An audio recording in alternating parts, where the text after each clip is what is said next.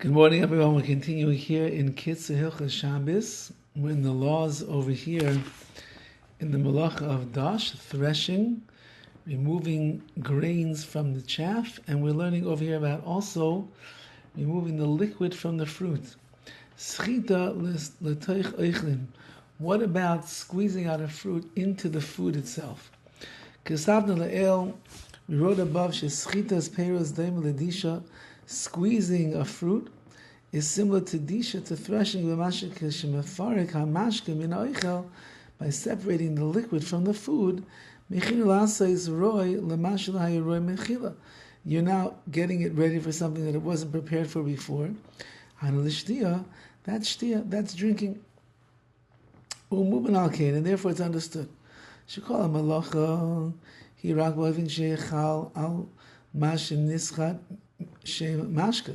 The malacha over here of squeezing out the juice, the liquid, is only on something that's going to be called a liquid.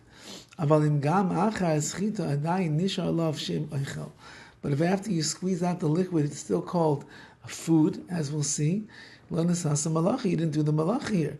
It's not really similar to dash, to threshing. You're removing food. Dash is when you're removing food from food. Like we said above, when you're removing the grain from the chaff, that's going to be the issue.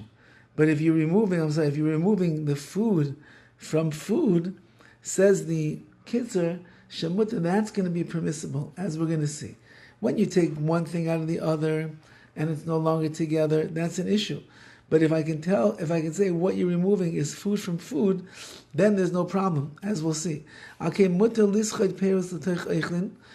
you're allowed to squeeze fruits into food l'saknem in order to fix up the food, to make it better. Because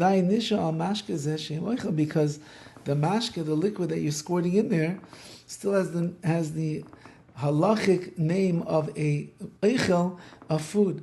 Shemashka abala eichel, yeshalav shem eichel, liquid that's coming for the sake of the food itself is called the food. Since all you're doing is separating food from food, you did not do any malacha over here. That's only if you squeeze it directly into the food.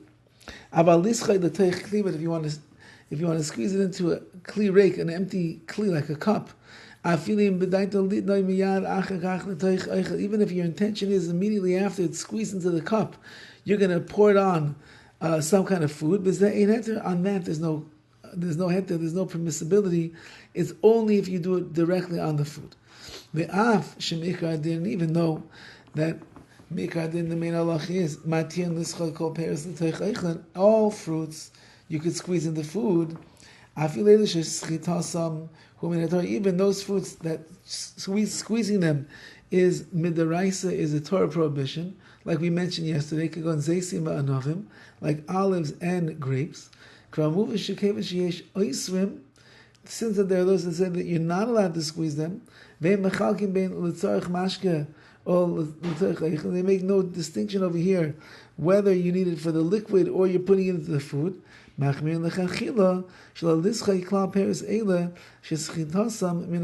therefore he says that really a person should not squeeze grapes or olives at all, even into food.